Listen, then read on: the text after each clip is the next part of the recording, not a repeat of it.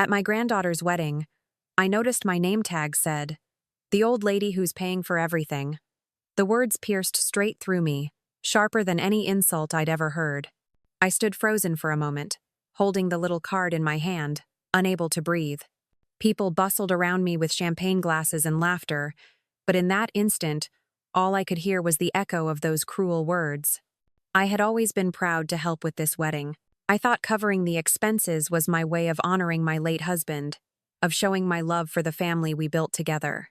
Yet here I was, reduced to nothing more than a wallet with gray hair. My chest tightened as I looked at the faces nearby, my daughter-in-law smirking, a few relatives whispering behind their hands. I caught snippets like, "She's only here because she pays." The humiliation burned deep, but I swallowed it down. I had spent decades learning how to endure silence, how to let pride settle beneath my ribs rather than on my lips. Still, something shifted inside me as I pinned the name tag to my dress. For the first time in years, I felt a fire flicker awake.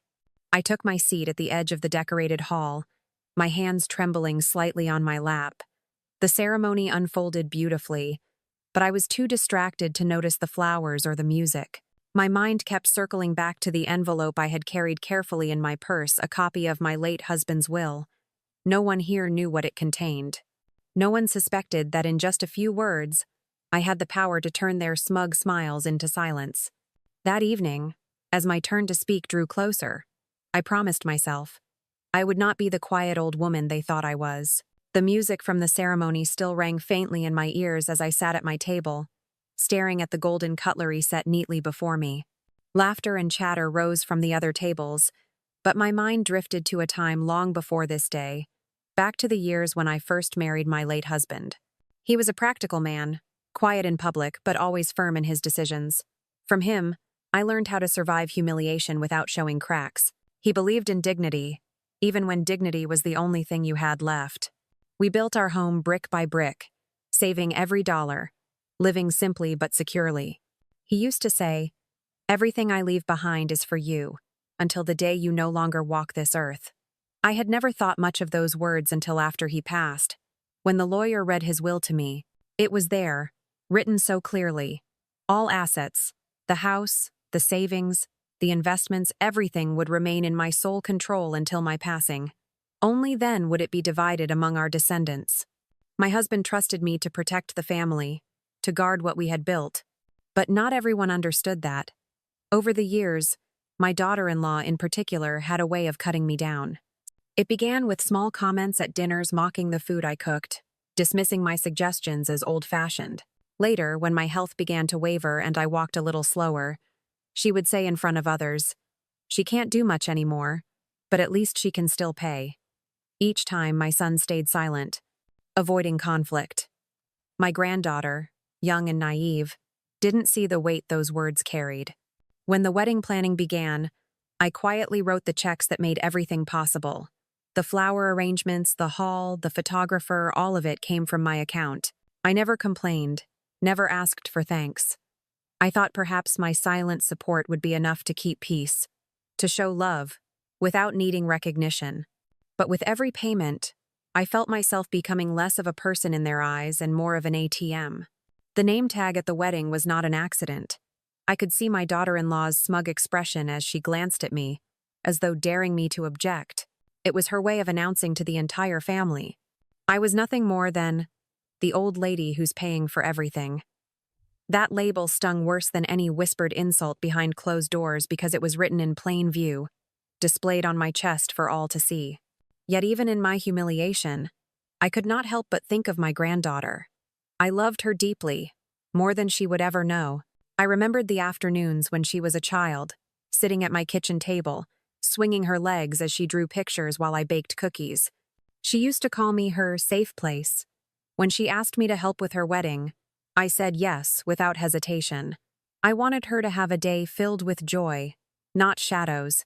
But joy for her had turned into disgrace for me. And I knew my husband, if he could see me now, would never forgive the way they had treated his wife. I clutched my purse under the table, fingers brushing the envelope inside. That document held the truth, a truth I had kept private for years. Nobody knew that the house my son lived in was still legally mine, that the investments they all counted on for the future remained under my signature alone. They assumed, perhaps, that I had given up control when my husband died, that I was only living off what they allowed me. They had no idea of the power resting silently in my lap. I thought back to the many dinners when my daughter-in-law dismissed me, when relatives overlooked me, when whispers followed me into the kitchen. Each time, I had chosen silence. Not because I was weak, but because I believed in peace. My husband's will was never meant as a weapon. It was meant as protection, a safety net for me. But tonight, staring at the name tag with its cruel words, I wondered if it was also meant to remind them all that dignity cannot be bought, and that silence does not mean powerlessness. As I looked around the wedding hall, I could see the generations of my family scattered at different tables. Some were laughing, others gossiping. My son sat stiffly, his arm around his wife, eyes fixed anywhere but on me. My daughter-in-law glowed with pride, basking in the admiration of her side of the family, and my granddaughter, radiant in her gown, seemed oblivious to the undercurrents beneath her perfect evening. It struck me then how alone I felt in a room full of people. For decades, I had poured myself into this family, but in their eyes I had become invisible until they needed money. My chest ached with a mixture of grief and anger, but beneath it all there was resolve. I had endured enough. The evening continued with speeches, laughter, and toasts. I remained silent, my hands folded neatly on the table, the envelope tucked against my side. My turn to speak was approaching. Soon they would call my name, expecting me to say a few words of blessing, perhaps a story from the past. They thought they knew what I would do. They thought I would smile politely, thank everyone, and retreat into the background. They did not know me at all. I straightened my back, letting the fire inside me rise. My husband's words echoed in my mind. Everything I leave behind is for you until the day you no longer walk this earth. He had trusted me with his legacy. And tonight, in front of everyone who had mocked me, I would honor that trust. The will was not just paper. It was my shield, my voice, the truth that would remind them who I was. I was not just the old lady paying for everything. I was the matriarch who held the family together, and I was about to show them exactly what that meant. The reception hall glowed with golden lights strung across the ceiling, casting a soft shimmer on the white tablecloths and glittering wine glasses. Guests filled every corner, their voices weaving together in a noisy hum that pulsed like a heartbeat. The music swelled, violins rising over the chatter as the bride and groom finished their first dance. My granddaughter's face shone with joy, her gown flowing like a cloud around her as she twirled with her new husband. For a moment, I let myself enjoy the sight. She looked happy, and that mattered to me. But even as my lips curved into a faint smile, the weight of that cruel name tag pressed heavily on my chest, reminding me of the humiliation pinned to my dress. Around me, the tables buzzed with conversations. My daughter-in-law sat across the room, perched elegantly like a queen surveying her court. Every so often, she glanced in my direction, her lips curling into the faintest smirk, as though she knew I would remain silent, no matter how deeply I bled inside. She had orchestrated this. I could see her fingerprints all over the humiliation, from the bold lettering on the tag to the way the servers introduced me when I walked in. "This is the grandmother who generously covered tonight's celebration." The words had been delivered sweetly, but the edge in her eyes made it clear. I was not honored, I was mocked. My son sat beside her, shoulders stiff, his face carefully neutral. He avoided my gaze, pretending to focus on his wine. He had long ago mastered the art of looking away when things grew uncomfortable. For years, he had watched his wife chip at my dignity, yet never spoke a word to defend me. I often wondered if he believed her words, if he too thought of me as nothing more than the source of checks that kept their world running. The silence between us had become its own language. His refusal to intervene spoke volumes. I shifted in my chair, my hand resting on the edge of my purse. The envelope was still there, tucked securely inside, its weight grounding me even as my emotions threatened to scatter. My husband's will. A lifetime of work and sacrifice summarized in a few sheets of paper. A truth none of them had bothered to consider. The speeches began, one after another. The maid of honor gushed with tears in her eyes. The best man delivered jokes that had the room roaring with laughter. My granddaughter's father, my son, spoke briefly, his voice warm but hurried, as though eager to return the spotlight to his wife's side. Each word he said, though meant to honor his daughter, only deepened the silence in my own chest. Would he have said more if he remembered the countless nights I had cared for his child when he and his wife were too busy? Or had he buried those memories as easily as he ignored the insults thrown at me? Guests clapped, glasses clinked, and the evening rolled on. My granddaughter floated from table to table, smiling brightly, unaware of the quiet storm brewing in the corners of the room. I watched her with love, but also with a sadness that gnawed at me. She had grown up, surrounded by whispers about me, hearing her mother's sharp remarks. Did she believe them? Did she think I was just the old lady with a checkbook? As I waited, memories pressed against me. I remembered one birthday years ago, when my daughter-in-law had announced loudly in front of guests, "Mother can't cook anymore, but at least she can pay for the catering." Laughter followed, and though I had smiled politely, inside I had crumbled. I remembered the Christmas when I had gifted her something thoughtful, an antique brooch from my own collection, and she had sneered, "You should have just given me the money." Each insult had carved a deeper wound, but I had swallowed them all in silence. Tonight, however, was different. Tonight, my silence would end. I could feel the eyes of relatives on me. A cousin leaned toward another, whispering, "She looks upset." An aunt glanced at me with pity before turning back to her meal.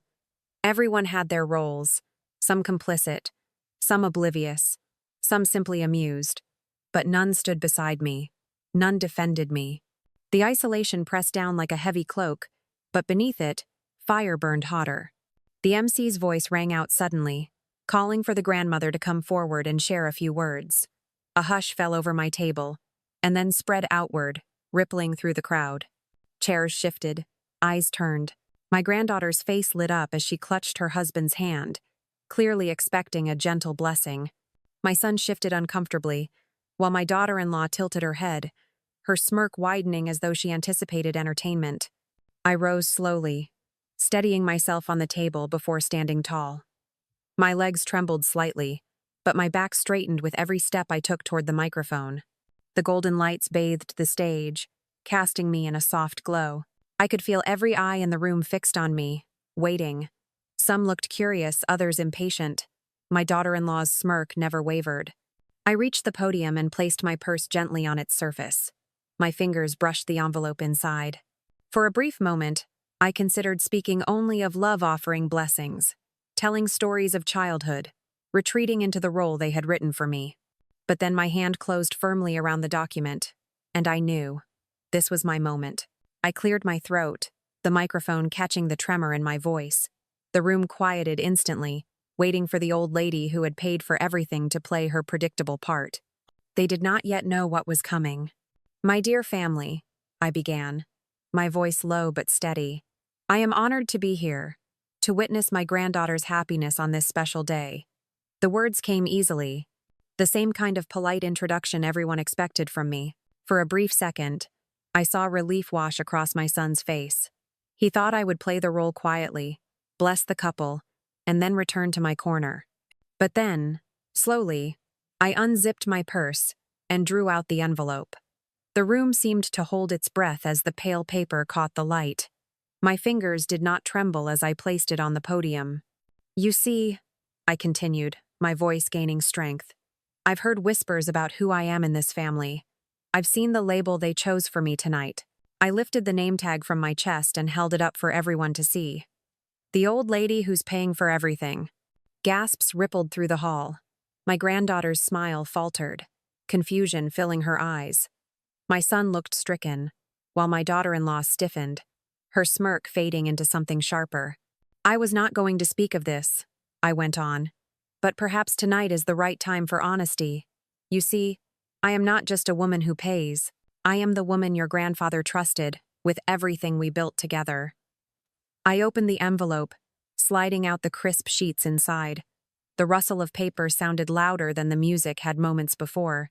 "This," I said, lifting the document for all to see, "is my late husband's will. And in his own words, everything he owned, our house, our investments, our savings, remains under my sole authority until the day I pass. Only then will it be divided among you." End quote. A stunned silence fell over the crowd. You could almost hear hearts pounding, breaths catching. My granddaughter's eyes widened as she looked between me and her parents. My son's face drained of color. And my daughter-in-law, oh, how her expression changed. Her confidence cracked, replaced by a pallor that made her look like a ghost under the lights. Whispers surged like a tide among the tables. "Is that true? Did you know about this? She's still in charge of everything?" The questions buzzed in the air, a chorus of disbelief. I pressed on, my voice calm but resonant. For years, I remained silent. I let you believe what you wanted, because I thought peace was better than pride. I allowed myself to be mocked, reduced to a wallet, because I believed love would matter more than dignity. But tonight, as I sat wearing that name tag, I realized silence only feeds cruelty. Mind? My words echoed, firm and clear. I looked directly at my daughter-in-law. Her lips parted as if to object, but no sound came. For once, she had nothing to say.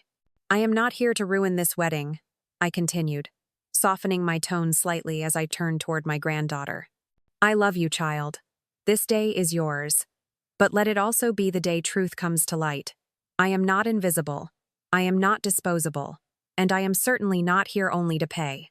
Tears shimmered in my granddaughter's eyes. She nodded faintly, her lips pressed together as if holding back words of regret. My son shifted uncomfortably, glancing between his wife and me, trapped in a silence he could no longer escape. As I folded the will and slipped it back into its envelope, the hall remained hushed. The weight of my revelation hung in the air like smoke after a fire. I closed my purse with deliberate care, then straightened my shoulders. "Remember this," I said, my eyes sweeping across the room. "Respect is not given because of money. Respect is given because it is deserved, and I will no longer accept less." With that, I stepped away from the podium. The silence followed me back to my seat. Chairs creaked, but no voices rose.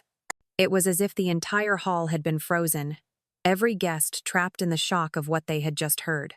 My daughter-in-law finally stirred, leaning toward my son with frantic whispers. Her eyes darted around the room, as though seeking allies, but found only stares. Relatives avoided her gaze, unwilling to align themselves with her arrogance now that the truth stood so clearly before them. My son rubbed his forehead, looking smaller than I had ever seen him. He had spent years hiding in silence, but tonight my voice had filled the void he had left. And my granddaughter's sweet girl wiped her eyes and mouthed a silent, "Thank you," in my direction. That was enough for me. The evening continued, but everything had changed. Conversations resumed in hesitant tones, glances flicked toward me with newfound respect. No one dared to joke, no one dared to whisper. The power I had carried quietly for years was no longer hidden. It was here, undeniable, reshaping every face at every table. I sat in my chair, hands folded calmly, heart steady. I had not shouted. I had not cursed. I had only spoken the truth, and the truth had silenced an entire room. That was enough. And as the music rose again and the dance floor filled with swaying bodies, I allowed myself a small, private smile. For the first time in years, I felt the weight of humiliation lift. The fire inside me had spoken, and they had all heard it. Silent, but undeniable. My revenge had begun. The echoes of my speech lingered long after I returned to my chair. Though the band resumed playing and servers glided between tables with trays of champagne, a heavy silence still clung to the air. Guests spoke in hushed tones, their eyes flicking toward me, and then away as though they feared I might catch their whispers. I could almost taste the unease, sharp as vinegar on my tongue. At my table, no one dared to move for a moment. My son shifted in his seat, running a hand along his jaw, while his wife sat rigid, her knuckles white as she clutched the stem of her wineglass. The smugness that had animated her all evening had drained from her face, replaced with a mask of strained composure. I recognized it for what it was: panic, carefully hidden behind thin layers of pride. Finally, she broke the silence, her voice tight. "That document," she said, eyes darting nervously toward the envelope still nestled in my purse. It doesn't mean anything. That was years ago. Things change. We've built this life together since then. You can't just stand here and... She stopped when the family lawyer, who had been invited as a guest, rose from his seat at another table. Adjusting his glasses, he cleared his throat. Actually, what she read is entirely enforceable, he said firmly. I have reviewed the will myself. Unless she chooses otherwise, all assets remain under her sole authority until her passing. It is legally binding. A murmur rippled through the hall, sharper this time, no longer just shock but recognition. Heads turned toward me again, and the silence I carried wrapped tighter around the room. My daughter-in-law paled. Her carefully built facade crumbled further, and I could see sweat gathering at her temples. My son dropped his head into his hands, his shoulders sagging. He had lived for years under the belief that peace was kept by allowing his wife to speak louder, sharper, crueler than anyone else. Tonight, that illusion was gone. For once, his silence could no longer protect her. I don't believe this, my daughter-in-law muttered, rising abruptly from her chair. Her voice trembled, though she tried to mask it with indignation. This is supposed to be a wedding, not some kind of performance. She's ruining it. End of 4. She didn't ruin it. My granddaughter's voice rang out unexpectedly from the dance floor. Her gown shimmered under the lights as she stepped closer, eyes locked on her mother. You did. The room froze again, but for a different reason. My granddaughter, who had always seemed hesitant to speak against her mother, now stood tall, her voice steady. You let them put that name tag on her. You let them laugh at her. And she's been the one holding this family together all along. Gasps filled the room, and my daughter-in-law's mouth fell open. She looked around for support, but the crowd offered none. The relatives who once nodded along with her whispers now avoided her gaze. The respect they had once withdrawn from me had returned, their eyes heavy with guilt. I did not gloat. I sat calmly, my hands folded neatly in my lap, and let the silence speak for me. For years I had endured cruelty in silence, but tonight the silence was my ally, heavy and unyielding. My daughter-in-law faltered back into her seat, her shoulders hunched. Her once perfect posture collapsed, leaving her smaller than I had ever seen her. She no longer looked like the woman who had sneered at my food, dismissed my advice, and labeled me the old lady who's paying for everything. Tonight, she looked like a child caught in a lie, scrambling for words that would not come. My son finally raised his head, his eyes meeting mine across the table. Shame flickered there, and I saw the boy he once was, the boy who had clung to me during thunderstorms, who had whispered secrets into my ear when he was too afraid to tell anyone else. His lips parted, but no words came. Instead, he nodded slightly, a gesture of acknowledgement, perhaps even apology. The evening carried on, though it was changed beyond recognition. Guests danced, but the energy was subdued. Conversations continued, but in softer tones. Everywhere I walked, people moved aside, offering me a kind of respect I had not felt in years. It was not the shallow admiration reserved for someone who spends money. It was genuine acknowledgement of my place in the family, of the strength I had shown. Later, as dessert was served, my granddaughter slipped into the seat beside me. She reached for my hand, her eyes glistening with tears she tried to hold back. "Grandma," she whispered, "I'm so sorry.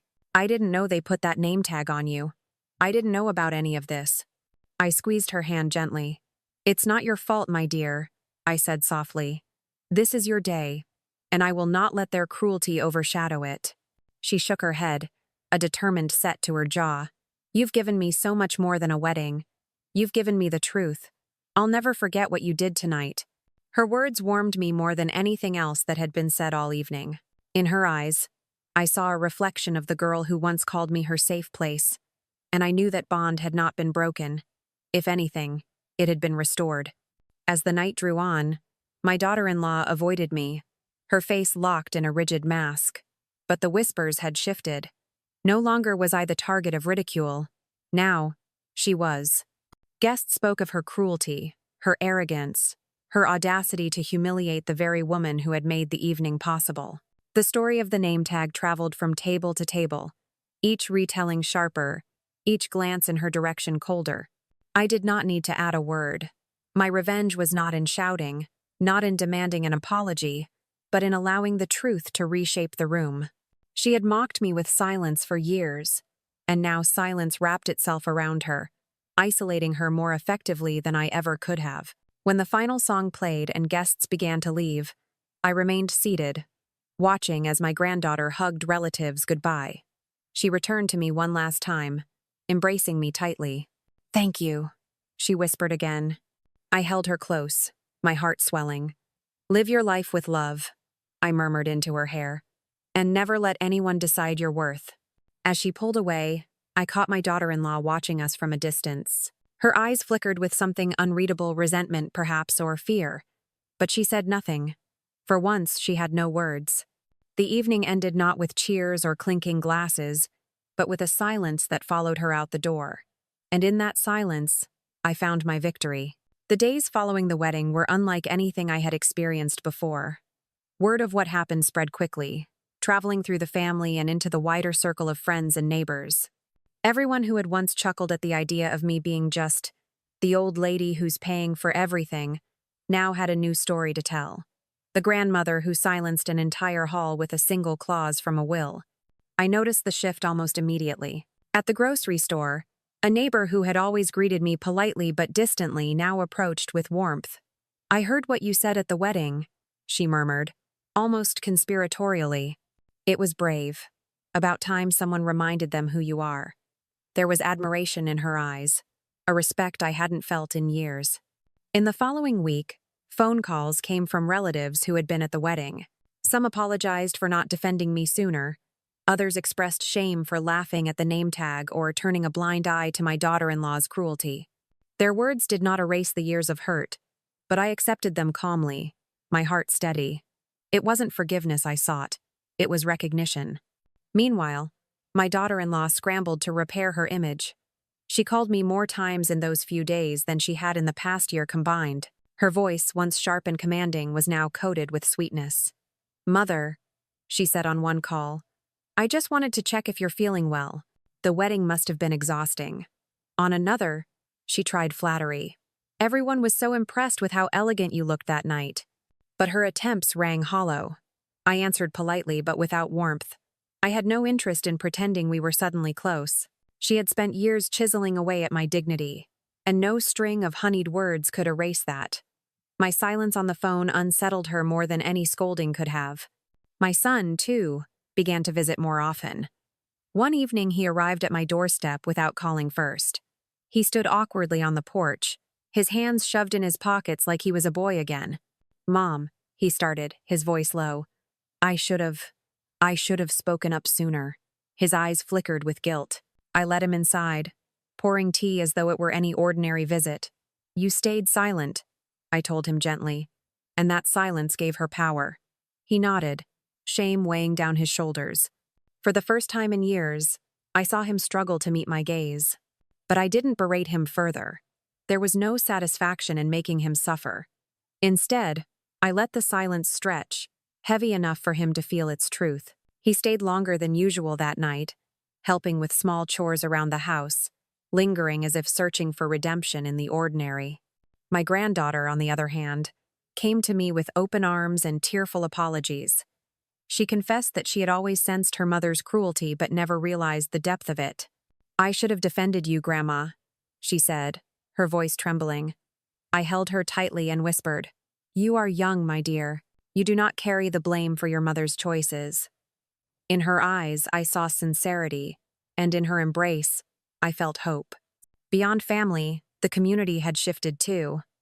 At church the following Sunday, people who once barely acknowledged me now offered hugs and kind words. They whispered among themselves, not about my supposed frailty, but about my strength. My name was no longer tied to pity, it was tied to respect. Meanwhile, my daughter-in-law faced the opposite tide. People avoided her gaze, conversations quieted when she entered a room, and neighbors no longer praised her with the same enthusiasm. The label she had tried to pin on me now clung to her instead. The woman who mocked the matriarch and was silenced in front of everyone. I did not need to lift a finger. Her downfall unfolded naturally, carried on the whispers she had once wielded against me. For years, She had reduced me with silence. Now, silence reduced her. At night, as I sat alone on my porch, I reflected on it all. Revenge had not come in the form of shouting or retaliation. It had come in stillness, in letting the truth speak louder than insults ever could. My husband's will had been more than a legal document. It had been his way of giving me a voice long after he was gone, and I had finally used it. Weeks stretched into months, and the ripple from that single night at the wedding never faded. If anything, it deepened, reshaping relationships in ways I had long stopped believing possible. My daughter-in-law, once the queen of sharp remarks and smug glances, now walked on eggshells in every room we shared. Her laughter, once loud and biting, had dulled to a nervous titter. Whenever she visited my home, her eyes flickered to the framed copy of my husband's will that I had placed openly on the mantel. She never asked about it, but the way her lips tightened told me she saw it every time. She tried to compensate with gifts, small gestures she must have thought would win me over. Bouquets delivered to my door, cakes she insisted she baked, though the store labels still clung faintly to the packaging. I accepted them with polite nods, never cruel, but never indulgent. My restraint unnerved her more than outright rejection ever could. She wanted me to absolve her, to pretend the name tag had been a harmless joke. I would not give her that comfort. My son, however, began to shift in ways I had never expected. Freed from the illusion that his wife controlled everything, he slowly reclaimed parts of himself I thought long buried. He lingered at my home after dinners, fixing squeaky hinges, mowing the lawn, asking about stories from my youth. One evening, as he handed me a cup of tea he had prepared himself, he said softly, "I'm sorry for letting her speak for us all these years." His voice cracked slightly. "I forgot the strength you always carried." I placed my hand over his, meeting his eyes. "You forgot because I let you," I admitted. I thought silence would keep peace, but sometimes silence feeds cruelty. He nodded, and in that exchange, something long fractured between us began to mend. My granddaughter remained closest. She visited often, her laughter filling my kitchen again the way it had when she was a little girl. She confessed how ashamed she felt when she realized the world had labeled me so cruelly, and she vowed never to let anyone diminish me again. On one visit, she hugged me tightly and whispered, "You gave me more than a wedding gift, Grandma. You gave me courage to stand up for myself." Those words were worth more than any inheritance she might one day receive. Beyond my family, the community's perception had fully transformed. At church gatherings, people looked to me not as a frail elder but as a matriarch who had reminded everyone of the weight of dignity. Women approached me quietly, sharing their own stories of being overlooked, dismissed, or mocked within their families. They thanked me for speaking out, for showing that age did not erase strength. For the first time in a long while, I felt not just seen but valued. My daughter-in-law, meanwhile, withered under the shift in attention. She had thrived on whispers, but now whispers cut against her. Her arrogance, once tolerated, became a burden others no longer cared to bear. She grew quieter in public, her circle of supporters dwindling. Even her friends, who once chuckled at her jokes about me, now distanced themselves. The humiliation she had tried to plant on my chest that evening had taken root in her own. I never raised my voice against her, never demanded retribution.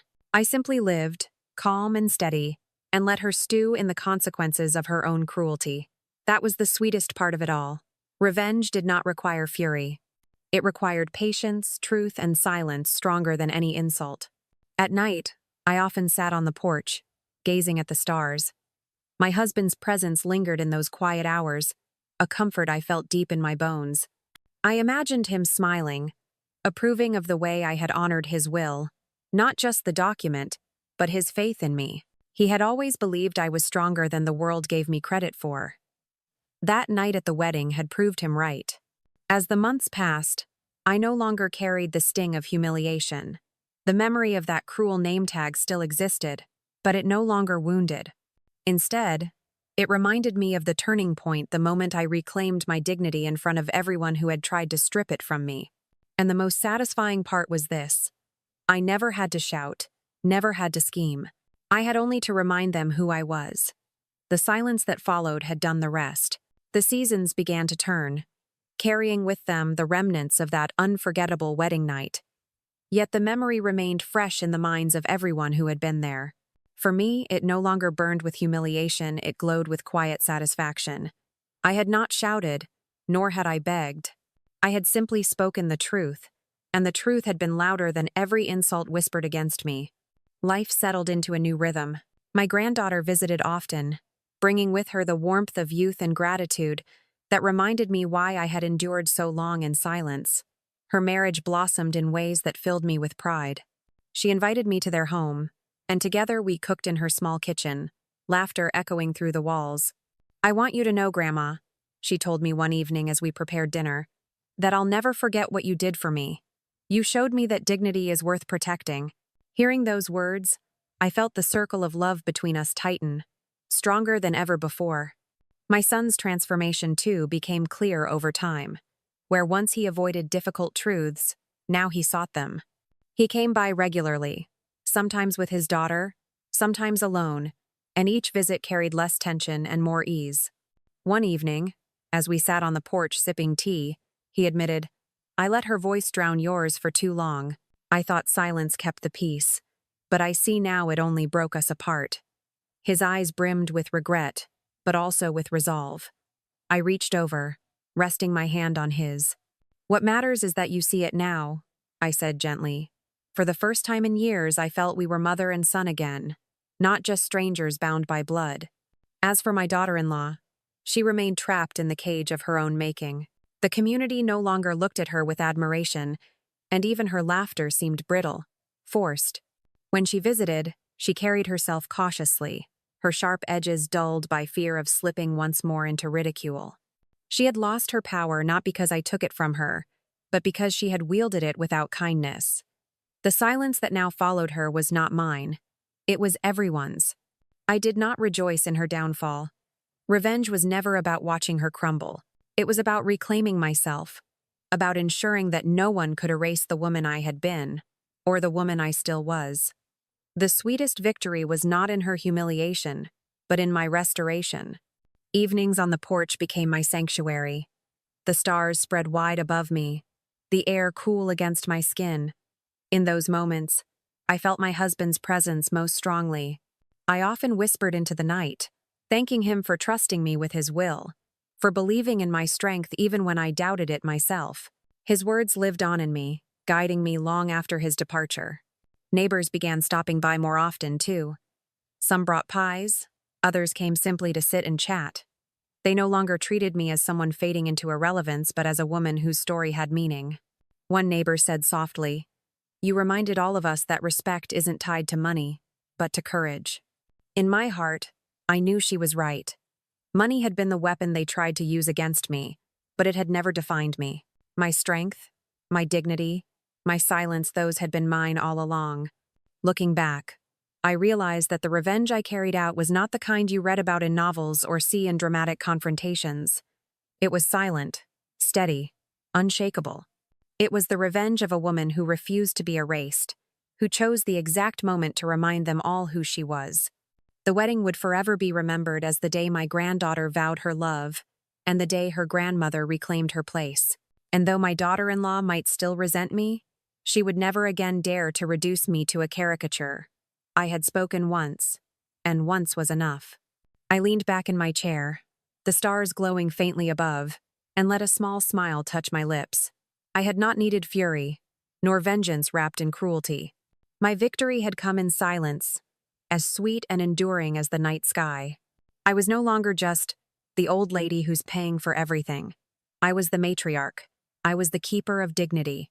And in the end, I had the last word without needing to say another.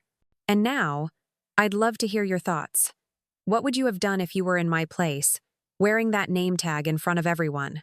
Do you believe silence can sometimes be the strongest revenge, or would you have chosen another way to respond? Share your feelings and opinions in the comments, I'll be reading them.